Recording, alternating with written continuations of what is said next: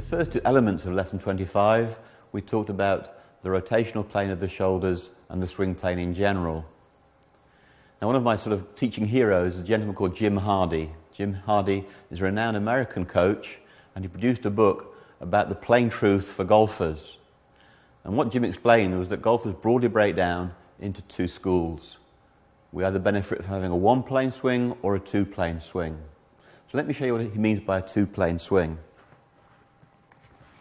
Two-plane swing is a separation between the body rotation and the arms. So for instance, if I go through my routine here, I'm going to demonstrate a six-arm swing, body fairly upright, body turning on a flattish plane, and the arms swinging above the plane.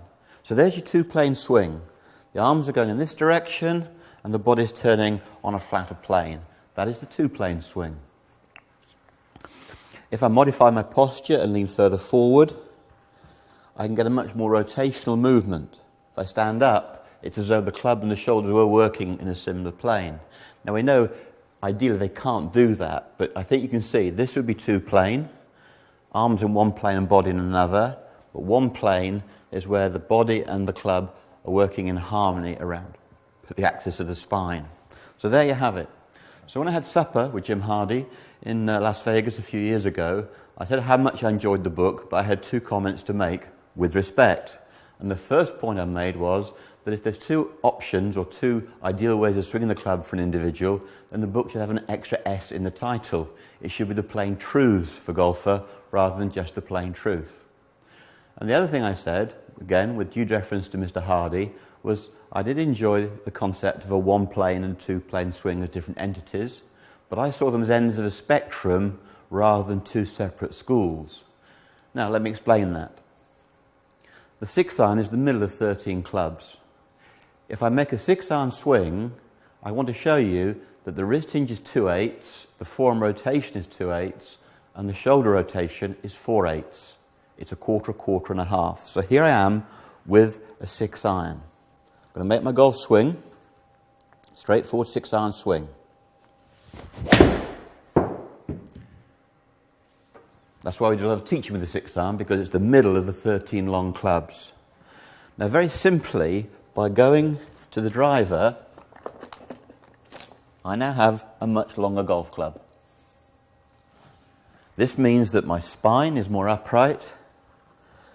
And I believe that just by changing the posture of the club, the mix changes. We're going to find that it's 1/8 wrist, 3/8 forearm, and 4/8 shoulder. So simply by using a driver club, the swing goes to one plane. It diminishes wrist hinge and activates forearm rotation. So here we go. This is a driver swing, more on a one plane. You see I hit you quite a nice low draw shot there. So finally, we go to a wedge. The shaft is shorter. If the shaft is shorter, I tip from the hip more. Now I think you'll see a difference. I'm now going to have 3/8 wrist, 1/8 forearm, and 4/8 shoulder. So, all things being equal, this club maker, with the sand iron, it makes my swing more two-plane. The greatest exponent of the one-plane swing at the moment is Matt Kuchar, a very tall man swinging on a very flat plane. It's quite remarkable to see. I think many years ago we'd have thought it impossible, but Kuch proves you can be a one-plane swinger even though you're a tall man. So there we have it. One plane or two plane. As long as you know the difference, you can make an educated choice.